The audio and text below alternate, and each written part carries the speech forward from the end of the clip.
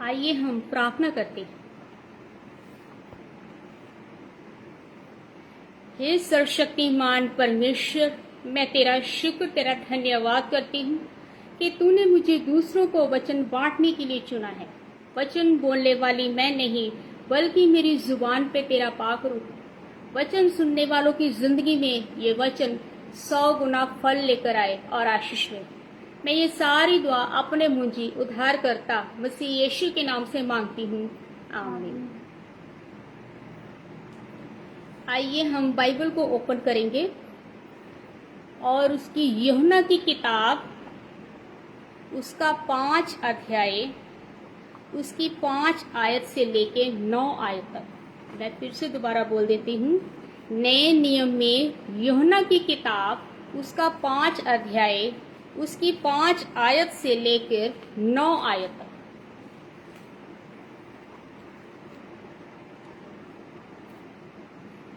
वहां एक मनुष्य था जो 38 वर्ष से बीमारी में पड़ा था, जो 38 वर्ष से बीमारी में पड़ा था। यीशु ने उसे पड़ा हुआ देखकर और ये जानकर कि वह बहुत दिनों से इस दशा में पड़ा है, उससे पूछा, क्या तू चंगा होना चाहता है? उस बीमार ने उसको उत्तर दिया, हे प्रभु, मेरे पास कोई मनुष्य नहीं कि जब पानी हिलाया जाए तो मुझे कुंड में उतारे, परंतु मेरे पहुंचते पहुंचते दूसरा मुझसे पहले उतर जाता है। यीशु ने उसे कहा, उठ, अपनी खाट उठा और चल फिर। वह मनुष्य तुरंत चंगा हो गया और अपनी खाट उठाकर चलने फिरने लगा। आमीन। इस वचन में यूहन्ना हमें ये बता रहा है, हमें ये समझा रहा है कि पहले तो मैं आपको ये बताऊंगी कि ये पानी का कुंड क्या है। पानी का कुंड है, ये एक तालाब है पानी का भरा हुआ, जिसमें स्वर्गदूत एक नियत समय पर उतरता है और नियत समय पर उतरकर वो पानी को हिलाता है। जैसे ही पानी को हिलाता है, उसमें जैसे ही कोई बीमार वाला इंसान जो होता है, बीमारी वाला इंसान, वो पानी के अंदर डुबकी लगाता है तो उसे बीमारी से छुटकारा मिल जाता है। ये 38 साल से ये जो व्यक्ति है बहुत बीमार है, 38 साल से प्रार्थना कर रहा है, इंतजार कर रहा है। तब प्रभु यीशु मसीह इसके पास आते हैं और प्रभु यीशु मसीह इससे पूछते हैं कि क्या तू चंगा होना चाहता है? वो अपनी बात प्रभु यीशु मसीह को बताता है कि कोई मेरे पास ऐसा मनुष्य नहीं है जो मुझे पानी में उतारे ताकि मैं चंगा हो सकूं। मेरे उतरने से पहले ही कोई दूसरा मनुष्य आकर उस पानी में पहुंच जाता है, पानी में उतरकर वो चंगा हो जाता है। ये बात प्रभु यीशु को बताता है तो प्रभु यीशु कहते हैं कि उठ, खाट उठा और चल फिर। यानी कि वो तुरंत चंगा हो जाता है। वो खड़ा होता है और खड़ा होकर प्रभु यीशु के गले लिपट जाता है और वो बहुत खुश होता है। उसकी खुशी का कोई ठिकाना नहीं है। तो प्रभु यीशु को गले लगा, वो छोड़ता ही नहीं है, वो इतना खुश होता है।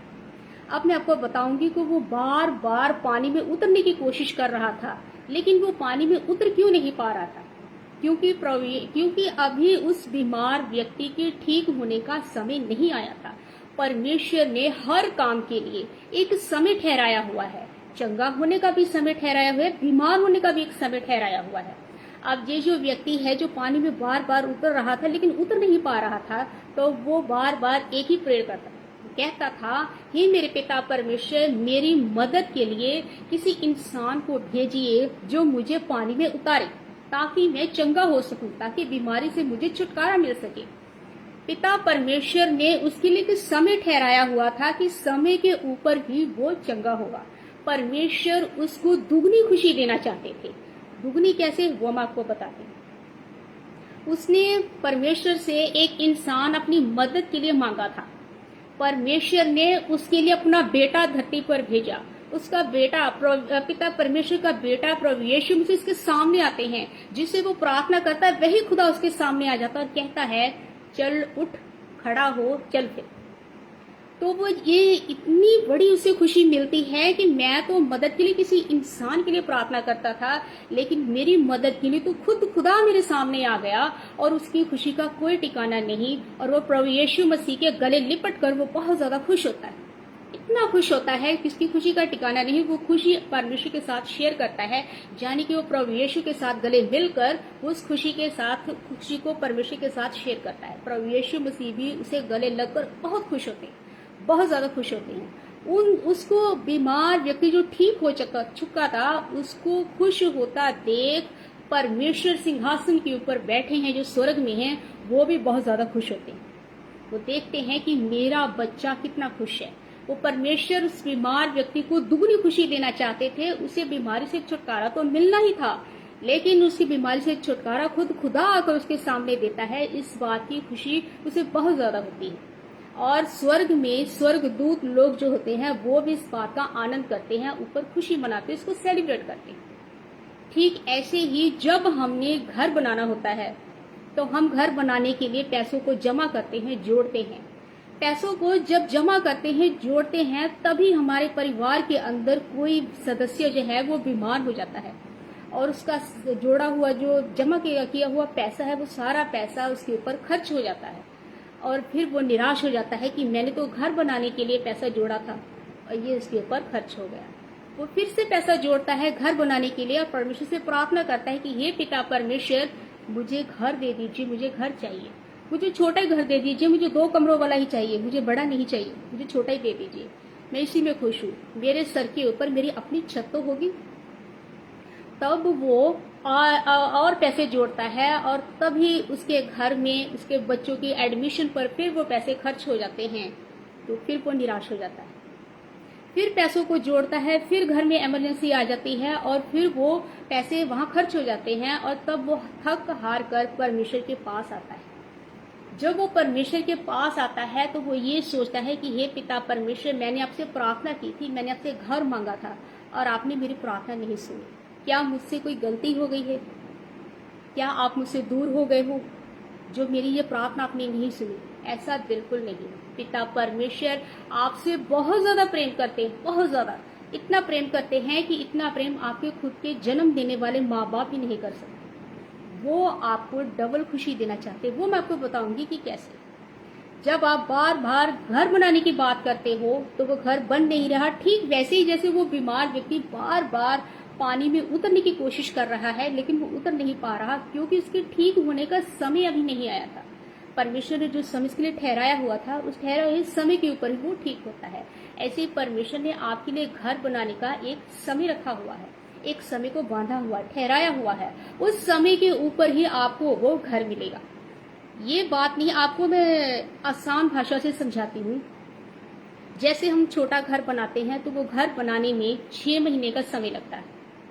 जब हम बड़ा घर बनाते हैं तो उसमें 2-2.5 साल कम से कम इतना समय लगता है। और ऐसे ही परमेश्वर आपके लिए छोटा घर नहीं, बड़ा घर आपको देना चाहते हैं, उसके लिए समय लगता है। जैसे आपने प्रार्थना की, वो प्रार्थना तुरंत परमेश्वर के पास पहुंच गई। परमेश्वर ने उस प्रार्थना को सुना और परमेश्वर ने उसके ऊपर काम भी करना शुरू कर दिया। और आप ये सोचते हो कि परमेश्वर आपसे नाराज है? नाराज नहीं है। आपकी प्रार्थना को सुना गया है। आपकी प्रार्थना सुनते सार ही वहां काम भी शुरू हो गया। स्वर्ग के अंदर आपके लिए बड़ा घर परमेश्वर बना रहे हैं। जब वो बड़ा घर परमेश्वर बना चुके होते हैं तब उनकी टाइमिंग जो है वो पूरी होती है, तब आपको वो घर मिल जाता है। और जब आप ये सोचते जब आपको बड़ा घर मिल जाता है तो आप ये सोचते मैंने तो पिता परमेश्वर छोटा घर मांगा था, आपने मुझे बड़ा घर दे दिया। तब आपके चेहरे पर इतनी खुशी होती है कि उस खुशी को देखकर पिता परमेश्वर बहुत ज्यादा खुश होते हैं और वो कहते हैं वाह, मेरा बच्चा, मेरी संतान कितनी खुश है। और इस खुशी को स्वर्गदूत स्वर्ग में आनंद मनाते हैं, उनको सेलिब्रेट करते हैं, उनको इंजॉय करते हैं आपकी खुशी को देखकर, क्योंकि परमेश्वर आपको आपकी सोच से बेहतर देना चाहते हैं। अब देखिए, जो घर चलाने वाला एक पिता होता है, वो पिता अपने बच्चों को बेहतर से बेहतर देने की कोशिश करता है। वो चाहता है कि मेरे बच्चे को किसी चीज की कमी ना हो, जो मांग रहा है उससे दुगना बढ़िया उसे दूं। जबकि उसके पिता की कई बार ऐसी सिचुएशन होती है कि उसकी गुंजाइश भी नहीं होती, लेकिन फिर भी वो बेहतर से बेहतर देने की कोशिश कर रहा है। तो सोचिए, जो एक घर चलाने वाला पिता है वो अपने बच्चे को बेहतर देने की सोच रहा है, कोशिश करता है, तो जो पूरी सृष्टि को चलाने वाला है, पूरी दुनिया को चलाने वाला है, उस पिता को कितनी खुशी होगी कि वो आपको बेहतर से बेहतर दे। वो भी आपको बेहतर से बेहतर देना चाहता है। इसीलिए समय लगता है और हम सोचते हैं कि हमारा काम नहीं हो रहा, हम अपनी मंजिल पर नहीं पहुंच पा रहे, हमें जो चाहिए वो हमें मिल नहीं रहा। ऐसा नहीं है। उसको पाने के लिए इंतजार कीजिए। परमेश्वर ने हर एक काम के लिए एक समय ठहराया हुआ है, उस समय के ऊपर ही वो आपका काम होता है, आपकी प्रार्थना सुनी जाती है।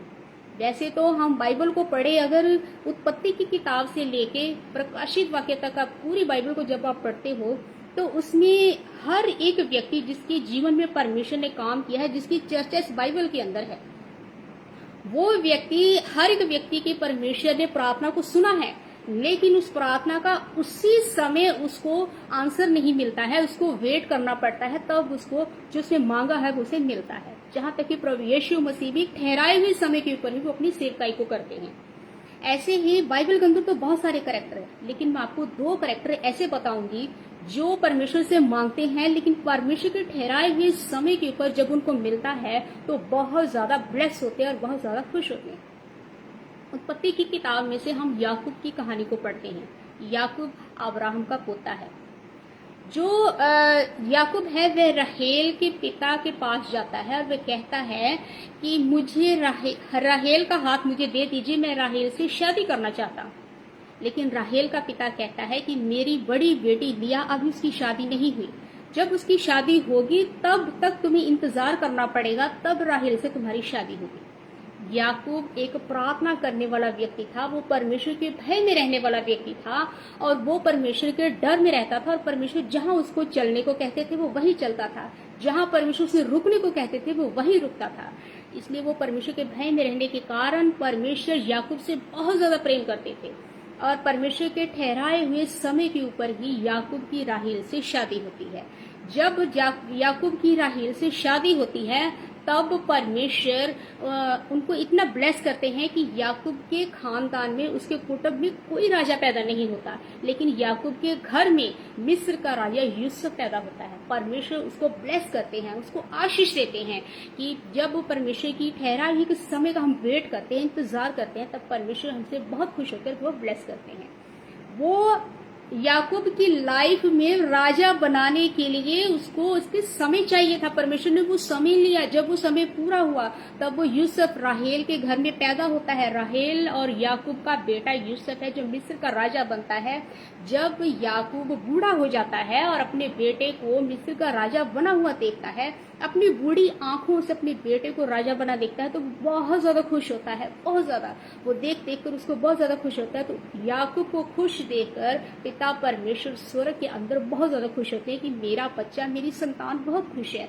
और याकूब की खुशी को ऊपर एंजल्स जो होते हैं, स्वर्गदूत होते हैं, वो भी आनंद करते, इसको सेलिब्रेट करते हैं। इतनी आशीष दी परमेश्वर ने उसे। मैं एक कैरेक्टर और बताऊंगी अब्राहम के बारे में।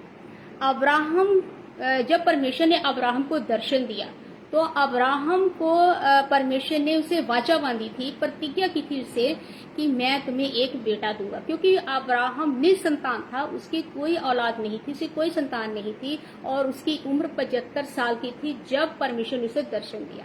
परमेश्वर ने उसे कहा कि मैं तुम्हें एक बेटा दे दूंगा बसंत ऋतु में। इस बाइबल के अंदर बसंत ऋतु में लिखा है कि मैं तुम्हें बेटा दूंगा। और वो इस बात के लिए बहुत खुश होता है कि परमेश्वर ने मेरे साथ वाचा बांधी, परमेश्वर ने मुझे बेटा देना है, इस बात के लिए बहुत ज्यादा खुश है। और परमेश्वर उसको कहते हैं कि मेरे पास आओ और ऊपर देखो, आकाश की तरफ देखो, दृष्टि करो, नजर डालो आकाश के ऊपर कि उसके ऊपर देखो आकाश में कितने तारे हैं, इतने तारे हैं कि तुम उसे गिन नहीं सकते। इतनी ही वंशज मैं तेरे पीढ़ियों में पैदा करूंगा, इतनी जातियां मैं पैदा करूंगा तेरे वंश में से कि ये इन सारी जातियों का तू कुल पिता कहलाएगा। उसके तो संतान ही नहीं थी, तो वो कुल पिता वो कैसे सोच सकता था इस बात के बारे में। लेकिन वो परमेश्वर के ऊपर पूरा विश्वास रखता था कि हाँ, परमेश्वर ने मुझसे वाचा बांधी है, परमेश्वर ने मुझसे कहा है कि मुझे बेटा होगा तो बेटा होगा। उसने भी 25 साल इंतजार किया।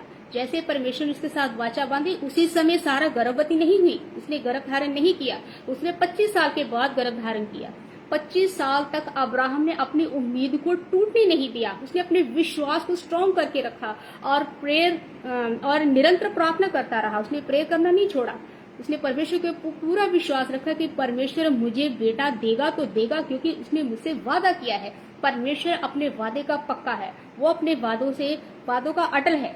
इसलिए जब वो 25 साल बीत जाते हैं, परमेश्वर का ठहराया हुआ समय आ जाता है, तब जब वो सारा बच्चे को जन्म देती है, बेटे को, तब उसकी उम्र 99 वर्ष की थी, यानी कि 99 साल की थी।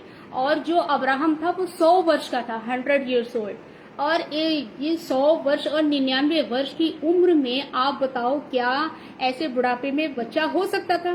बच्चा जन्म ले सकता था? नहीं, वो बच्चे को जन्म ही नहीं दे सकते थे, ये नहीं हो सकता था। लेकिन परमेश्वर उस असंभव को संभव किया अब्राहम के जीवन में, और परमेश्वर ने सारा को बेटा दिया। जब दोनों बेटे को अपनी गोद में लेते हैं, तो परमेश्वर की ओर आकाश की तरफ देखकर उसका धन्यवाद करते हैं, कहते हैं, हे मेरे पिता परमेश्वर, मैं आपका बहुत ज्यादा धन्यवाद करता हूँ कि आपने मुझे बेटा दिया। जब वो बेटे को गोद में लिया, खुश होता है, तो उसके खुश देखकर पिता परमेश्वर भी आकाश में, स्वर्ग में वो देखते तो बहुत खुश होते, कहते हैं कि मेरा बच्चा, मेरी संतान, मेरा अब्राहम कितना खुश है। उसकी खुशी को वहां सेलिब्रेट करते। और एंजल्स भी, जो स्वर्ग के दूत होते हैं, वो भी आनंद मनाते हैं इस बात का कि परमेश्वर ने उसे खुशी दी है, और वो उसकी खुशी दुगनी हो गई है। इसलिए आप अपनी लाइफ में जब आप परमेश्वर से कुछ मांगते हो, वो मिलने में डिले हो रहा है, उसमें लेट हो रहा है, तो आप ये कभी मत सोचना कि परमेश्वर मुझसे नाराज हो गए हैं, जहाँ मेरी प्रार्थना को सुना नहीं गया। नहीं, ना ही ये सोचना कि मुझसे कोई गलती हो गई, इसकी वजह से मेरी जो ब्लेसिंग है वो रुक गई। ब्लेसिंग आपकी रुक नहीं रही है, ब्लेसिंग आपकी और बढ़ रही है, इसलिए समय मिल रहा है, इसलिए समय लग रहा है। जब ये समय परमेश्वर का दिया हुआ जो समय ठहराया हुआ पूरा हो जाता है, तभी आपको आशीष मिलती है। इसलिए कभी भी घबराना नहीं, कभी भी मन में गलत चीजों को नहीं आने देना है, बल्कि आपको नित्य प्रार्थना करनी है और अपने विश्वास को बनाए रखना है। परमेश्वर के ऊपर जो आपकी उम्मीद है, उस उम्मीद को टूटने नहीं देना है, तब वो आपको ब्लेसिंग जरूर मिलेगी। परमेश्वर आपको छोटा नहीं, बड़ा देना चाहते हैं। ठीक वैसे ही जैसे हमने स्टार्टिंग में वचन में पढ़ा कि जो यूहन्ना की किताब में हमने पढ़ा कि 38 साल से बीमार इंसान था, वो भी तो यही सोचता था कि कोई आएगा, इंसान मेरी मदद करेगा और मैं पानी में उतर जाऊंगा तो मैं ठीक हो जाऊंगा, मेरी बीमारी से मुझे छुटकारा मिल जाएगा। लेकिन प्रभु यीशु उसके जीवन में आते हैं, यानी कि पिता परमेश्वर अपने बेटे को उसके जीवन में भेजते हैं ताकि उसकी बीमारी से छुटकारा मिल सके। इसलिए ये बात उसने सोची भी नहीं थी कि परमेश्वर का बेटा मुझे आएगा, मुझे ठीक करेगा। इस बात का तो सोचा ही नहीं था। परमेश्वर ने उसे दुगनी खुशी दी। ऐसे जब आप घर छोटे की प्रार्थना करते हैं, लेकिन परमेश्वर आपको बड़ा घर देते हैं, तब आपकी खुशी का ठिकाना नहीं होता, क्योंकि परमेश्वर आपको छोटा नहीं, बड़ा देना चाहते हैं। इसलिए आप चिंता न करें, घबराएं ना, परमेश्वर से आप प्रार्थना करते रहे, तो परमेश्वर के ठहराए हुए समय के ऊपर आपको सब कुछ मिलेगा जो आप मांगते हो, आपको उससे बढ़कर ही मिलेगा। इसलिए इन वचनों के द्वारा आपको बहुतायत से आशीष मिले। आमीन। God bless you. आइए हम लॉर्ड्स प्रेयर करते हैं। ऐ हमारे खुदा बाप, तू जो आसमान पर है, तेरा नाम पाक माना जाए, तेरी बादशाही आए, जैसे तेरी मर्जी आसमान में पूरी होती है जमीन पर भी हो। हमारे दिन भर की रोटी आज हमें दे, जैसे हम अपने अपराधियों को माफ करते हैं, आप भी हमारे अपराधों को माफ करें। हमें परीक्षा में न डाल, बल्कि बुराई से बचा, क्योंकि बादशाह, कुदरत और जलाल हमेशा तक तेरा है। आमीन। God bless you.